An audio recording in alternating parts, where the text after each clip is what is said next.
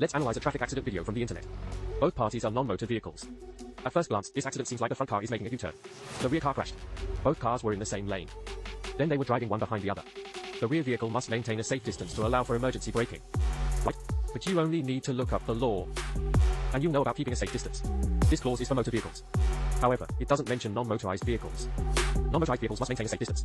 So, strictly speaking, this is not a rear-end collision. Doesn't it go against cognition and intuition? Now, after understanding this, let's look at the U-turn of the front car and the accident report states that the front car did not signal before turning. Okay, no problem. That's exactly what the regulations say. Regardless of whether it's electric. As long as you're a non-motorized vehicle, then you have to signal with your hand when turning or making a U-turn, even if you have turn signals. And here, there's a solid line in a crosswalk. U-turns are not allowed here. So, the front car bears full responsibility. So, the question arises. Different regions have completely different understandings of this accident. Some regions believe that the front car's illegal U-turn is more responsible. Some regions believe the rear car did not maintain a safe distance. It's more responsible. There is no unified judicial interpretation. Only local discretion. But both vehicles in the video are non-motorized vehicles. I just mentioned it. There is no provision for non-motorized vehicles to maintain a safe distance.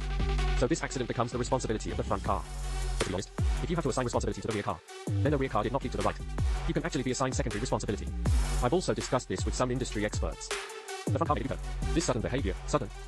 That means it's sudden and unpredictable. Its harm is significant. So the front car's responsibility will determine. Sounds reasonable, right?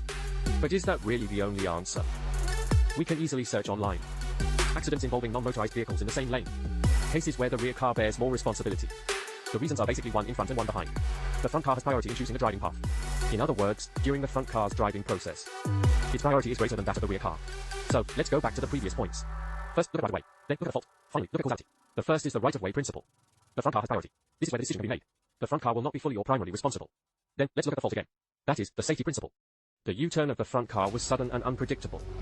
Obviously, it was at fault. It must bear corresponding responsibility. This fault will aggravate the consequences of the accident. Then it can basically be determined to be equal responsibility. The key point is that some places will believe, although the front car committed an illegal act. However, the illegal act cannot negate the right-of-way of the vehicle. This is the view of another group of experts. Then you are, right? Different regions have completely different allocations of responsibility for the same traffic accident. It's completely different. And both allocations of responsibility have their own reasons and basis. That's why I said the person involved. Wow, this accident is really classic. I looked at the comments section, and someone said that the car in the video was overtaking. Indeed, it looks like an overtaking. But the law doesn't explicitly regulate the overtaking of non-motorized vehicles. For example, the rules for overtaking in the motor vehicle law state that you must turn on your turn signal in advance, honk your horn and flash your lights to signal the vehicle in front. But you want to overtake it. When a front vehicle receives the signal, it must yield to you, right? However, there's no such description for non-motorized vehicles. The non-motorized vehicle section only says one thing. Do not obstruct the vehicle being overtaken. They didn't say how to overtake. Overtake by changing lanes or staying in the same lane. Overtake from the left or the right. They didn't mention it. So, in practice, when assigning responsibility for non-motorized vehicles, the most commonly used clause is this one. The universal clause for non-motorized vehicles. It can be applied to any accident involving non-motorized vehicles. Having said so much, the summary is that in the current regulations, this accident, there is no completely unified division of responsibility. Whether it's the front car's responsibility or the rear car's responsibility, you can find corresponding reasons and bases. Different regions have completely different understandings of this type of accident. Then the problem lies in the footwork. It's May now. That also means that the traffic law hasn't had a major update in 21 years. Considering the ideas that were used before, you could say there hasn't been a major update in 30 years. 20 or 30 years ago, non-motorized vehicles were still bicycles, right? There weren't so many electric vehicles back then. Back then, both the number of cars and the degree of infrastructure were completely different from now. There were no judicial interpretations, so different regions could only interpret it themselves, weighing things based on local conditions. This led to the same accidents, having different responsibility allocations in different regions. So, how do we solve this? Well, of course, by revising the traffic laws. So we clarify the various traffic regulations for non-motorized vehicles. For example, how to drive in areas with separation facilities. And how to overtake in areas without separation facilities, right? Well, that's not something the audience needs to study. What I should be studying is whether the teaching method will seek opinions later. Then I will submit them all. I won't elaborate too much here. The main purpose of making this video isn't to tell everyone that there's a loophole in the law here. Quickly exploit it.